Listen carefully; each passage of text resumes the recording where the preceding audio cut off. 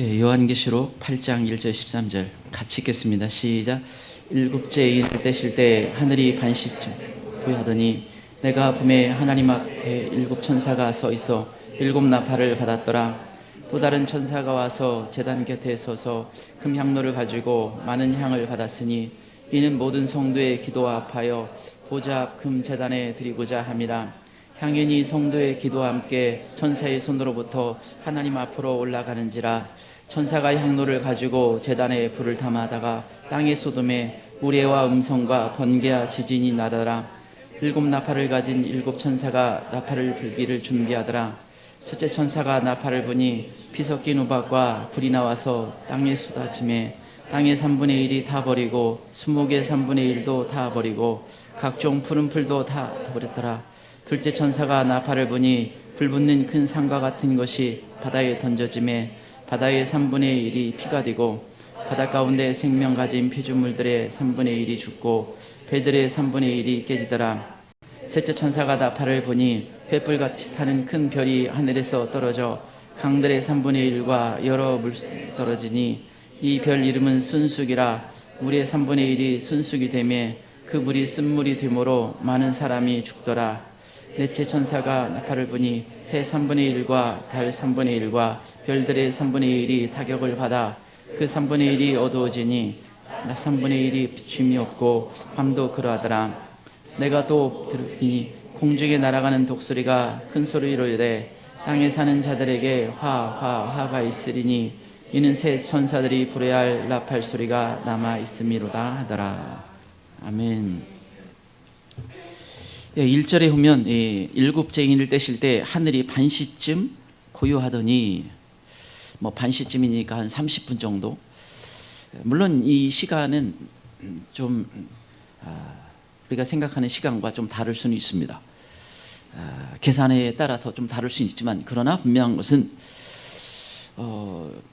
이 일곱째 인을 뗐는데 가장 중요한 특징이 반시쯤 고요했다라는 것입니다.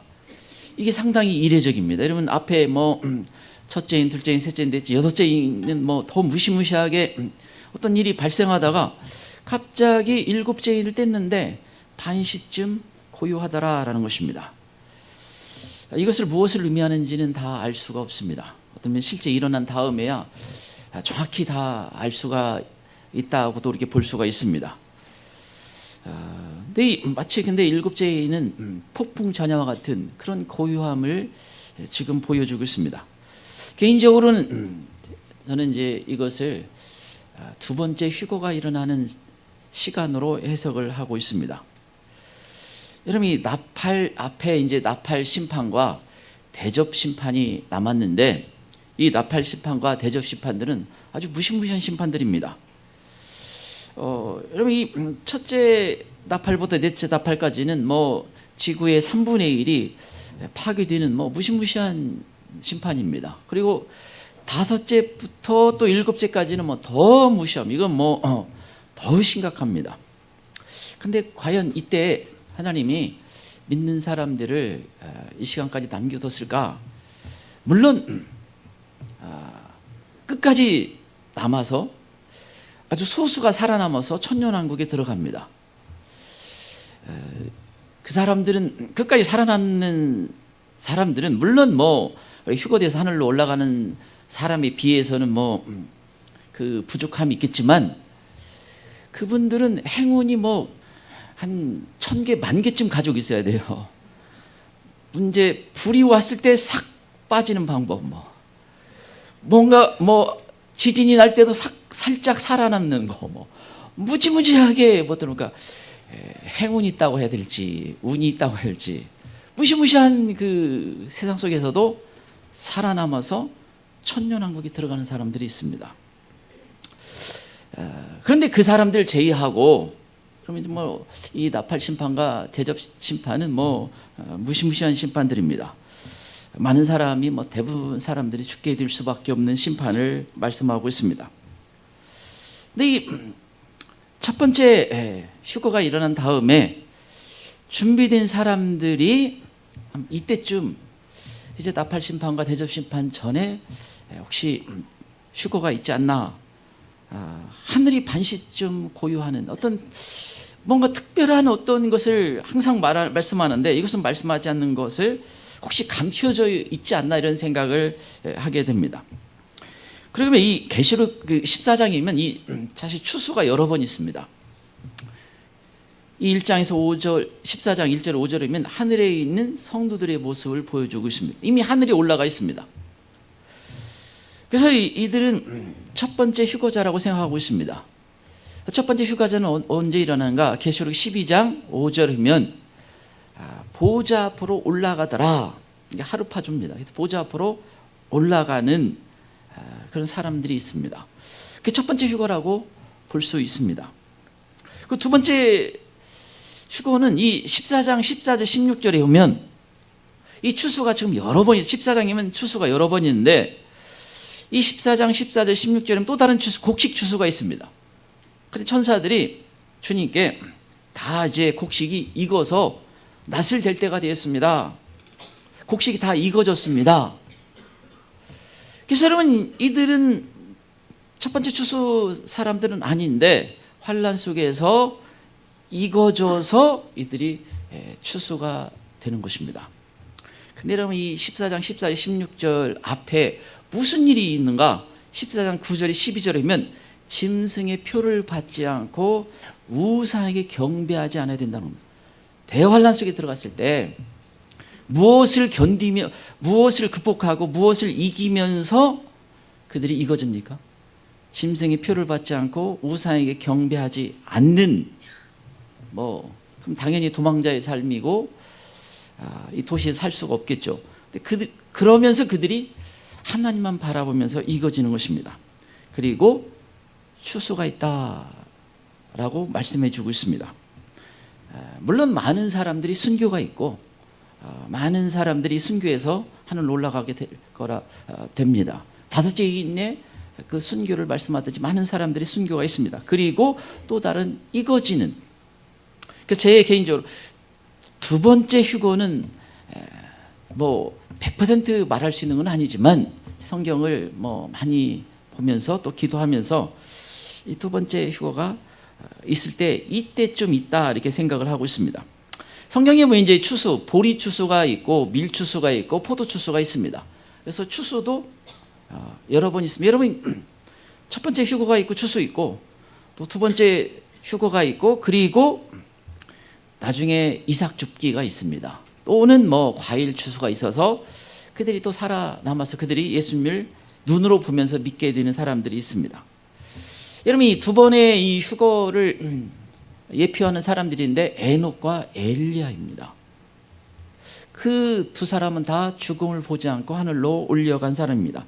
창세기 5장 2절이면 창세기 5장 2절 에녹이 하나님과 동행하더니 하나님이 그를 데려가심으로 세상에 있지 아니하였더라. 하나님과 동행하다가 하나님이 그를 데려가셔서 세상에 있지 않았다라는 것입니다. 거기 보면 이 데려가심으로 라카으라는 단어인데 취하는 거예요. 하나님이 갑자기 취해서 하늘로 데려가신 것입니다. 또 엘리야도 그렇습니다. 열왕기하 2장 11절에면 엘리야가 휴리 바람으로 하늘로 올라가더라. 여기서도 이 라카으라는 단어인데 취하라는 단어입니다. 그러니까 휴거라는 단어인 것입니다. 그래서 이 에녹과 엘리야가 하늘로 올라가는데 두 번의 휴거를 예표한다 볼 수가 있습니다. 에녹은 첫 번째 휴거의 예표입니다. 그는 그냥 평범한 삶 가운데 하나님과 동행하다가 하나님이 하늘로 데려가셨습니다.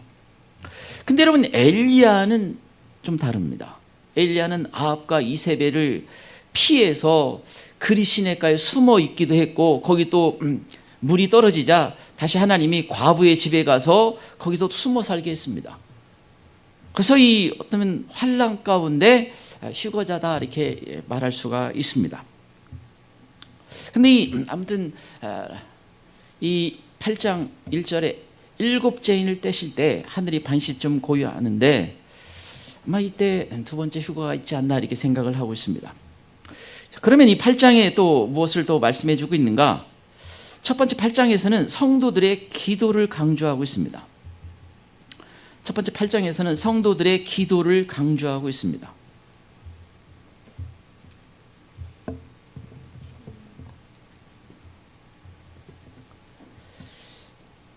성도들의 기도를 강조하고 있습니다. 3절에서 5절 보겠습니다. 3절에서 5절입니다. 같이 읽겠습니다. 시작. 또 다른 천사가 와서 제단 곁에 서서 금 향로를 가지고 많은 향을 받았으니 이는 모든 성도의 기도와 합하여 보좌 앞 금 제단에 드리고자 함이라. 향이 소롱의 기도와 함께 천사의 손으로부터 하나님 앞으로 올라가는지라. 천사가 향로를 가지고 제단에 불을 담아다가 땅에 쏟음에 우레와 음성과 번개와 지진이 나더라. 이 7천사가 7나팔을 가지고 있습니다. 그런데 또 다른 천사가 있는데 이 천사가 아주 중요한 무슨 의식을 행하는 것처럼 하고 있습니다. 금 향로를 가지고 있는데 그게 성도들의 기도와 연관이 있다는 것입니다. 4절이면 그래서 이 향이 하나님 앞에 올라간다라는 것입니다. 이 하늘에 이 제단이 있습니다. 이 계시록에는 8번의 제단에 대한 나옵니다. 우리가 제단은 예배로 해석할 수가 있습니다. 그래서 이 마지막 때는 뭐예요? 예배의 싸움입니다. 마지막 적그리스도가 등장하는 것도 자기에게 예배하라. 그게 또 핵심입니다. 그래서 지금 정말 중요한 게 뭐예요? 우리는 예배의 영적 전쟁을 하고 있습니다. 진정으로 하나님이 받으시는 예배를 드리고 있는가? 예배가 굉장히 중요합니다. 그런데 이 계시록 5장 8절 이 향이 있는데 계시록 5장 8절은 아예 이 향이 무엇인지를 말씀해 주겠습니다. 이 향은 성도들의 기도들이다. 이 향은 성도의 기도들이다. 그래서 그 향이 올라가는데 그것을 하나님이 흠양하시는 것입니다. 그것을 받으시고 그것을 기뻐하시는 것입니다. 이 기도가 굉장히 중요하다라는 것입니다. 그런데 여러분 이 기도를 향이라고 말씀하는데 출애굽기 30장에 보면 이 향에 대해서 좀 자세히 설명하고 있습니다. 이 하나님께 제사를 드리는 하나님께 예비하는 곳에 이 향이 있는데 그 향에 대해서 다양한 종류가 있습니다. 그래서 출애굽기 30장 34절에 보면 여호와께 모세에게 이르시되 너는 소합향과 나감향과 풍자향의 향품을 가져다가 그 향품을 유향에 섞어 각기 같은 분량으로 하고 이 출애굽기 30장 34절에 보면 하나님이 아주 특별한 향을 만들도록 했습니다. 물론 이 향은 지금 비법이 전해지지 않고 있어요. 엄청난 이 향일 텐데. 근데 이 향에 대해서 어떻게 해야 되는가? 여러분 이 30장 그 8절에 보면 그 30장 8, 9절이 있는데 8절에 보면 이 향은 너희가 대대로 여호와 앞에 끊지 못할 대대로 계속되어야 된다. 우리 기도가 계속 쉬지 않고 대대로 계속되어야 된다. 이 기도를 강조하고 있습니다. 그런데 30장 9절에 너희는 그 위에 다른 향을 사르지 말라. 근데 여러분 이 하나님이 이 향에 대해서 말씀하시는데 정해진 향이 있다는 것입니다. 그리고 정해진 방법대로 하나님께 드려야 된다. 인간적으로 어떤 다른 향이라든지 아니면 다른 어떤 방법이라든지 이걸 동원하지 말고 항상 하나님이 정하신 대로 해라. 이게 굉장히 중요합니다. 여러분 우리가 예배를 드릴 때 기도를 할 때 하나님께 나아갈 때 하나님이 원하시는 대로 나가야 돼요. 내가 이렇게 아니 뭐 시대가 변했기 때문에 그런 거 다 위험합니다. 그거 다 잘못된 것입니다. 하나님이 원하시는 대로 해야 된다라는 것입니다. 그래서 이 향을 만드는 방법도 하나님이 말씀해 주셨는데 출애굽기 30장 34절이면 이 소합향과 나감향, 풍자향을 갖다가 유향에 섞는 것입니다. 이 소합향은 보통 인내의 기도를 상징하는 것으로 전해지고 있습니다. 이 소합향은 이게 무슨 점착제 역할을 하는 몰약 같은 어떤 용도로 사용하는데 이것은 긴 시간 또는 인내를 하면서 소망을 가지고 하나님께 기도하는 것을 의미하는 것입니다. 그리고 나감향이 있습니다. 나감향은 뭐 히브리어 쉐헤레트인데 이것은 깨어진다는 것. 주님 앞에 하나님 앞에 내가 깨어져야 하나님이 그 향을 제대로 받을 수가 있는 것입니다. 하나님이 있는 그대로 우리에게 오라고 말씀하십니다. 그러나 있는 그대로 다 받을 수 있는 건 아닙니다. 내가 깨어지고 부서져야 되는 것입니다. 또 풍자향이 있습니다. 이것은 히브리어 헬베나라는 것인데, 이것은 기름진 거. 하나님께 올려지는 기도가 기름져야 된다. 하나님을 신뢰하고 더 기다리고 더 하나님께 향이 나는 기도를 해야 됩니다. 근데 그 유향이 섞어라. 유향은 치료제입니다. 그래서 여러분, 기도에는 치료가 있습니다. 기도의 눈물에는 내 심령이 치료가 되고 내 마음이 치료되는 게 있습니다. 물론 육신의 치료가 있습니다. 그래서 이 기도를 하나님이 원하시는 어떤 그 기도의 모습들을 말씀해 주고 있습니다. 이건 뭐 출애굽기 가면 또 자세히 나와 있는데, 그런데 그 중에 이 하나님이 경고를 또 보내고 있습니다. 출애굽기 30장 7절, 30장 37절. 출애굽기 30장 37절이면 내가 여호와를 위하여 만들 향은 거룩한 것이니 너희를 위하여는 그 방법대로 만들지 말라. 이 향은 여호와 하나님을 위한 것이다 라는 것입니다. 그래서 왜? 너희를 위해서 만들지 마라. 너를 위해서 그 향을 만들지 마라. 네가 흠향하지 마라라는 것입니다. 네 마음대로 쓰려고 하지 말아라 라는 것입니다. 그 향을 자기가 맡으려고 하는 일이 없어야 된다. 그러면서 무서운 경고를 합니다. 만약 네가 그 향을 맡으려고 하면 너는 끊어지게 될 거예요. 그 백성 중에서 끊어진다. 무서운 경고를 하고 있습니다. 여러분, 이 기도는 철저하게 하나님께 하는 것입니다. 이걸 우리가 가장 기본적으로 항상 붙잡고 있어요. 예배는 하나님께 드리는 것입니다. 그래서 여러분, 이 예배를 드린다는 건 내가 하나님을 바라요. 내가 하나님의 백성이라면 마땅히 드려야 되는 거예요.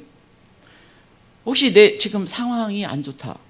물론 내가 뭐 병원에 누워 있다든가 뭐 어디에 뭐 내가 붙잡혀 있다든가 뭐 그럼 불가능하겠죠. 그런 거 말고 내가 뭐 감정이 조금 안 좋다든가 상황이 내가 좀 복잡해서 머리가 복잡하다든가 그래서 예배 드리는 걸 제대로 할 수가 없다. 그건 뭐예요? 나에게 집중하는 겁니다. 그건 잘못된 거예요. 하나님께 드리는 겁니다. 하나님을 바라보는 거예요. 여러분, 이 기도가 뭐예요? 기도의 핵심은 하나님께 드리는 거예요. 내가 그 기도의 그 향을 흠향하려고 하면 안 됩니다. 여러분이 기도할 때 자기에게 뭐 자기 위로나 뭐 자기에게 집중하는 것으로 이렇게 기도의 그 방향을 갖게 되면 큰 문제가 됩니다. 여러분, 이 사람 바라보고 하지 않아야 됩니다. 여러분, 이게 우리가 이제 대피 기도도 뭐 저희 성도님들 잘 하시는데, 근데 항상 우리가 생각해야 되는 것이 있습니다. 이 기도를 누구에게 하는 거예요? 하나님께 하는 것입니다. 혹시 사람 들으라고 하면 그것은 이제 그때부터는 문제가 커집니다. 그래서 이 기도가 이게 설교가 되면 안 돼요. 하나님 앞에 뭔가를 막 자꾸 이렇게 말하려고 하면 그건 뭐예요? 내가 흠향하려고 하는 것이 될 수가 있습니다. 대단히 위험한 게 됩니다. 그냥 하나님께 하는 거예요. 사람 바라보고. 그래서 혹시 기도 적어놓고 내가 이게 사람 안 바라보고 하나님께 하면 이렇게 할까 하면 점검도 해봐야 됩니다. 그건 대단히 위험한 게 됩니다. 여러분, 기도는, 그래서 기도는 뭐예요? 하나님을 바라보고 긍휼과 자비와 은혜를 구하는 거예요. 죄 용서함을 구하는 것이고 불쌍히 여겨달라고 하는 것입니다. 그런데 여러분, 내가 흠향하려고 하면 그건 다릅니다. 나에게 집중하도록 하고 나를 높이고 나를 바라보도록 하는 게 있는 것은 위험한 겁니다. 근데 여러분, 이 예수님께서 산상수훈을 말씀하시면서 기도가 정말 중요한데 기도의 문제점을 얘기할 때 마태복음 6장 5절 너희는 기도할 때 의식하는 자와 같이 하지 말라. 기도의 문제점을 말씀하시면서 사람에게 보이려고 하지 마라. 이렇게 말씀을 하고 있습니다. 근데 또 이 기도의 또 이 중요한 게 하나님이 지금 이 기도를 사용하셔서 왜? 나팔 심판을 진행한다는 것을 보여주고 있습니다. 지금 하나님이 이 계시록 5장에서도 그렇고 하나님이 주관하시는데, 하나님이 심판을 진행하시는데 왜요? 다 성도들의 기도를 받으시고 진행한다. 기도를 통해서, 기도가 그 하나님의 역사하는데 쓰임받는다라는 것입니다. 여러분, 하나님은 역사를 진행하실 때 항상 당신의 사람들을 통해서 기도를 받으시고 그걸 통해서 놀라운 역사를 행하시는 걸 볼 수가 있습니다. 그게 일종의 하나님의 방법이에요. 하나님은 전능하시기 때문에, 하나님은 주권을 가지고 계시기 때문에 모든 걸 다 마음대로 하실 수 있는 분이십니다. 그런데 많은 경우 이렇게 하나님께서는 성도들의 기도를 받으시고 기도를 사용하시기를 원하신다라는 것입니다. 여러분, 사무엘상 1장에 보면 이제 이 한나의 기도가 나옵니다. 여러분, 이 한나가 자녀가 없어서 하나님께 그냥 간절히 매달려서 얻게 된 자녀가 사무엘입니다. 사무엘을 통해서 역사의 새 전환기가 시작됩니다.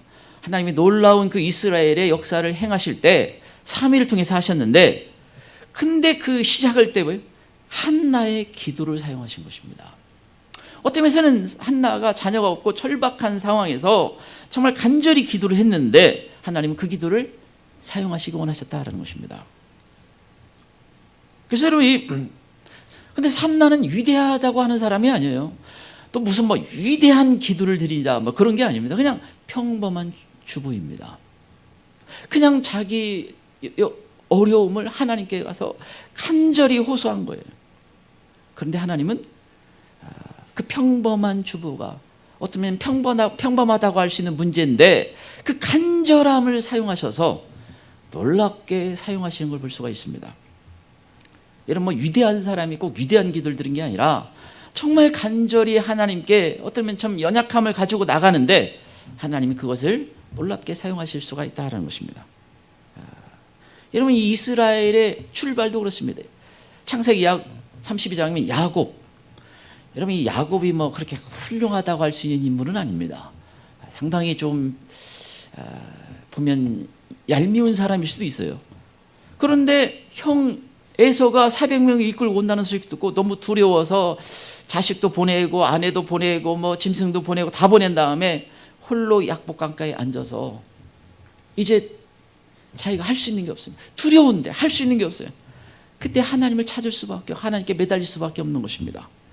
그래서 간절히 하나님께 매달리고 씨름해서 그가 아침에 주님께 복을 받게 됩니다.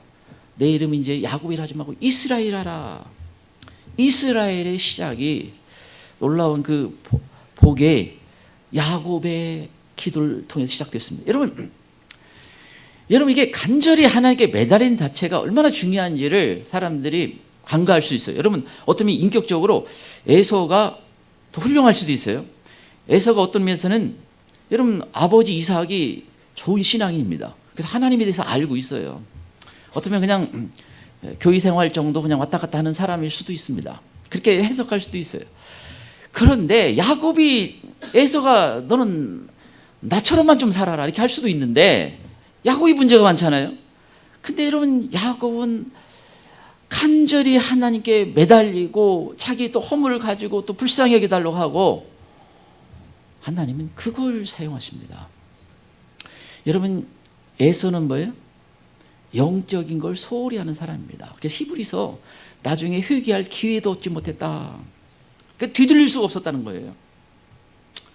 그래서 여러분, 이 주님께 간절히 기도하며 나가는 것을 하나님 기뻐 받으시고 그걸 사용하시는 것입니다. 마지막 때는 기도가 중요한 것입니다. 자, 두 번째 8장에서는 지구의 3분의 1이 파괴되는 심판을 말씀하고 있습니다. 두 번째 8장에서는 지구의 3분의 1이 파괴되는 심판을 말씀하고 있습니다.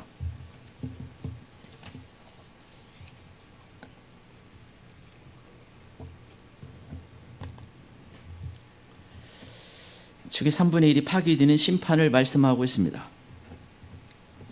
6절에 12절 보겠습니다. 6절에서 12절입니다. 같이 읽겠습니다. 시작. 7 나팔을 가진 7 천사가 나팔을 불기를 준비하더라. 첫째 천사가 나팔을 부니 피 섞인 우박과 불이 나와서 땅에 쏟아지매 땅의 3분의 1이 타버리고 수목의 3분의 1도 타버리고 각종 푸른 풀도 다 타버렸더라. 둘째 천사가 나팔을 부니 불붙는 큰 산과 같은 것이 바다에 던져짐에 바다의 3분의 1이 피가 되고 바다 가운데 생명 가진 피조물의 3분의 1이 죽고 배들의 3분의 1이 깨지더라. 셋째 천사가 나팔을 부니 횃불같이 타는 큰 별이 하늘에서 떨어져 강들의 3분의 1과 여러 물샘에 떨어지니 이 별 이름은 순쑥이라. 물의 3분의 1이 순쑥이 되매 그 물이 쓴물이 되므로 많은 사람이 죽더라. 넷째 천사가 나팔을 부니 해 3분의 1과 달 3분의 1과 별들의 3분의 1이 타격을 받아 그 3분의 1이 어두워지니 낮 3분의 1은 비추임이 없고 밤도 그도하라. 여기 이제 첫 번째서부터 네 번째까지 이 나팔 심판을 말씀해 주고 있습니다. 근데 첫 번째부터 네 번째까지 나팔 심판은 이 자연 재앙입니다. 땅에서 일어나는 일입니다. 반면에 다섯 번째부터 일곱 번째까지는 이 사람에게 직접 내리는 재앙 심판을 말씀하고 있습니다. 그래서 이 첫 번째 네 번째까지는 자연 속에서 일어나는데 3분의 1이 특별한 어떤 그것으로 같이 공통되어 있습니다. 이 첫 번째 나팔입니다. 첫 번째 나팔은 7절에 보면 이 피 섞인 우박과 불이 땅에 쏟아졌다라는 것입니다. 피 섞인 우박과 정말 우박도 심각한데 거기다가 피 섞인 우박 그리고 불이 쏟아졌다라는 것입니다. 그래서 이 땅의 3분의 1이 타버렸고 수목의 3분의 1도 타버렸다라는 것입니다. 여러분 이 땅의 3분의 1이 타고 이 숲의 3분의 1이 타버렸다라는 것은 어마어마. 여러분 만약에 대한민국에 지금 3분의 1이 불타고 있다고 생각해 보세요. 이 매연이 가득할 거고 타는 냄새가 하고 불길이 끔찍하. 여러분 이 주변에 몇 개 산만 타도 서울이 그냥 쾌쾌한 냄새와 불과 시뻘겋고 말이 안 될 때 3분의 1은 어마어마한 일입니다. 그래서 온 세상이 그렇다면 지옥을 연상케 만드는 그 일이 첫 번째 나팔에 불려지는 것입니다. 그래서 여러분이 나팔 재앙이 들어가면 사실은 나팔 재앙이 들어갔다는 걸 모를 수가 없습니다. 그래서 어떤 사람은 너무 나가가지고 여기 다섯 번째까지 불려졌다는 둥 하는데 제가 볼 때 그건 너무 오버입니다. 두 번째 나팔입니다. 8절 9절인데 불붙는 큰 산과 같은 것이 바다에 던져졌다. 그래서 어떤 일이 발생합니까? 바다의 3분의 1이 피가 되고 또 바다의 생명 가진 피조물이 3분의 1이 죽고 또 배들의 3분의 1이 깨지더라라는 겁니다. 불붙는 큰 산과 같은 것이 바다에 떨어졌다. 이게 뭔지 정확히 알 수는 없지만 무슨 이 소행성인지 무슨 핵폭탄인지 뭔지는 모르겠지만 그러나 3분의 1이 바다가 죽었다는 것입니다. 피처럼 되고 그리고 배들도 3분의 1이 깨졌다. 여러분 이 바다가 죽는다는 건 얼마나 끔찍한 일입니까? 많은 사람이 얼마나 바다에 연관되어 있습니까? 3분의 1이 죽고 악취가 진동할 뿐만 아니라 바다가 끔찍한 현장이 되는 것입니다.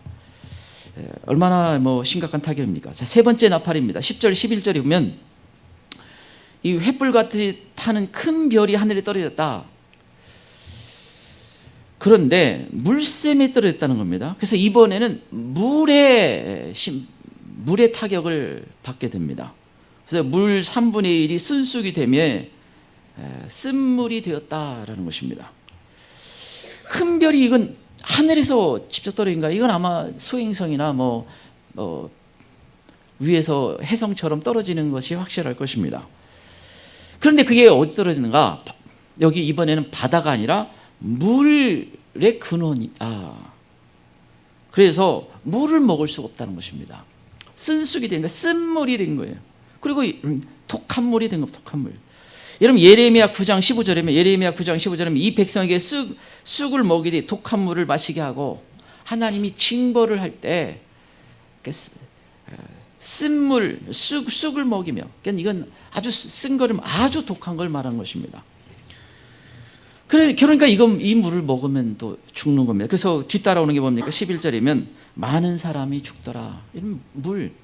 제가 전에 그 보스니아 내전에 그때 살아남은 사람을 들으니까 여러분 얼마나 참 실제 그런 전쟁 속에 있으면 얼마나 끔찍한지를 여실히, 그러니까 사람들이 장례식도 제대로 할 수가 없습니다. 그러니까 물이 다 오염됐어요. 그런데 목은 타고 안 먹을 수는 없고, 그러니까 물 먹어가지고 총에 맞아 죽거나 무슨 이렇게 전쟁 때문에 죽는 사람보다 그것 때문에 훨씬 더 많은 사람이 옆에서 죽어나갔다는 겁니다. 근데 깨끗한 물이 없는 거예요. 그리고 그냥 비누 하나가 금값입니다. 이게 제대로 씻는 것도 어렵고, 정말 들으면 들을수록 이게 거기에서 견딘다는 건 끔찍한 일입니다. 물은 생명과 직결되어 있고, 늘 물은 항상 먹어야 되는 건데, 그래서 이건 아주 심각하게 치닫는 걸 볼 수가 있습니다. 그래서 이전에 그래도 두 번째 휴거도 이전에 있겠지 하는 생각을 하게 됩니다. 자, 네 번째 나팔은 12절입니다. 여기는 해 3분의 1과 달 3분의 1과 별 3분의 1이 타격을 받았다라는 것입니다. 그래서 어두워졌다라는 것입니다. 그래서 낮 3분의 1도 해가 비치지 않고 또 밤도 그러하다. 근데 여러분 지금 해달별이 떨어졌다는 게 아니고 타격을 받아가지고, 여러분 해달별의 특징이 뭐예요? 지구의 땅에 빛을 비추는 존재들입니다. 물론 달 자체가 빛이 없지만, 그러나 태양을 받아서 달이 우리가 밤에 달빛을 또 보고 환하게 느끼죠. 근데 해달별이 빛을 비추는데 이게 타격을 받아서 깜깜하게 되었다는 거예요. 어두워졌다는 것입니다. 빛이 보이지 않는 겁니다. 그러면 빛이 보이지 않는다는 건요, 우리가 생활이 불편한 것뿐만 아니라 나무, 물고기, 동물, 모든 게 다 타격이 되는 것입니다. 그러면 왜 이 하나님이 이 3분의 1을 타격을 줄까? 왜 3분의 1을 말할까? 다 알 수는 없지만, 일단 하나님이 3분의 1이니까 그나마 자비를 베풀어 주셨다, 이렇게 말할 수도 있습니다. 그렇게 해석할 수도 있습니다. 그런데 또 하나가, 하나님이 이 심판을 할 때, 여러분 단순히 일반적으로 심판이 사람에게 항상 포커스 맞춰 있는 게 아닙니다. 하나님은 신들을 벌하시는 일이 있습니다. 여러분 모세 10가지 재앙이 애굽에 내렸습니다. 그러니까 애굽 사람들은 끔찍한 재앙이었는데, 근데 출애굽기 12장 12절이면 애굽의 모든 신을 내가 심판하리라. 하나님이 그 10가지 재앙을 심판하실 때 사실 또 누구를 심판하신 거예요? 애굽의 신들, 악한 영들을 심판하신 겁니다. 타격을 주신 것입니다. 그래서 여러분 아마 왜 3분의 1, 그러면 그나마 좀 나은 지역이 있을 거 아니냐. 그래서 나은 지역에 혹시 있던 그 당시 이렇게 많은 사람들이 이제 제대로 살 수 없고 심각한 문제가 있는데, 그나마 나은 지역, 혹시 그때 남아있는 사람을 위해서 힌트를 하나 드리겠습니다. 우상 숭배가 많은 곳, 무슨 있으면 도망갔는데 절에가 있다든가, 그러면 최악으로 간 거예요. 악한 영들이 어디, 그런데 모였어요. 여러분 저기 경주에 가면 대왕암이 있는데, 거기 가면 항상 쾌쾌한 냄새가 있다. 왜? 무당들이 굿을 많이 하기 때문에. 제가 저쪽 전남 친구 목회 아는 목사님 어머니 계시는데 이제 방문을 했는데, 그 바위가 있는데 거기서 항상 굿을 많이 한다는 거예요. 그래서 실제 제가 가봤어요. 탄 자리에다가 무슨 온갖 것들이 있습니다. 아니 근데 이거 하필 거기까지 먼 데까지 가서 그걸 해요. 거기서 악령 받기를 그래요. 우리가 여기서 예배 드리면서 성령 받듯이, 성령의 기름 부음 받듯이, 뭐예요? 무당들이 좀 무당계에서 좀 영적이 되면 뭔가 자기 힘으로 할 수 없어. 뭔가 영빨이 있어야 돼요. 그래가지고 그런 데 가요. 그런 데 가면 귀신이 더 드글드글합니다. 하나님이 떨어지는데 거기가 1차적인 타격굿이에요. 신들을 벌하는 것입니다. 근데 여러분, 이 요한계시록 12장 3절 4절이면, 요한계시록 12장 3절 4절이면 이 붉은 용이 하늘의 별 3분의 1에 영향을 준다. 이 별은 천사를 말합니다. 그러니까 이 용은 뭐예요? 계시록 12장 9절이면 옛뱀이고 마귀고 사탄이고 용이고 같은 말입니다. 근데 이 사탄이 3분의 1의 천사를 타락하게 하는데 관련돼서 이들이 땅에 내어 쫓깁니다. 근데 여러분, 이 하나님께서 이 타락한 천사들이 이 땅에 내려와서 그들이 주로 하는 게 뭐예요? 자기들이 예배를 받고 싶어 합니다. 경배받고. 그래서 하나님, 예수님을 섬기는, 하나님을 섬기는 것 위에 모든 종기는 뭐예요? 다 타락한 천사들, 마귀의 졸개들이 예배 받는 것입니다. 그래서 여러분, 이 무당이나 다 제단 쌓는 거예요. 그래서 여러분, 이 무당이 구슬을 할 때 자기 집에서 뭐 하고 가요? 자기가 따로 영을 받는 무당, 그 악한 영이 있습니다. 물론 조상신이라 가지고 무슨 장군신 신이라 가지고 거기서 하는데, 그 여러분, 무당이요, 그냥 집에서 잘 있다가 온 게 아닙니다. 그들은 몹시 괴롭힘을 당합니다. 그래서 예배 조금 소리하면요, 그냥 무지하게 아파요. 무척 괴롭힙니다. 그래가지고 이제 그 영빨 받아서 작두 타도 하는 거예요. 근데 여러분, 이 악한 영이 하는 거예요, 악한 영. 그래서 하나님이 그것에 이제 타격을 가하기 시작합니다.